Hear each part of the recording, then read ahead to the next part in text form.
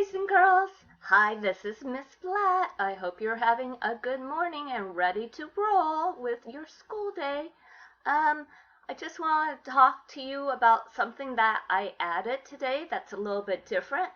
I've added in the last block of your Moodle page, down, down, and down at the bottom, a virtual field trip. Check it out.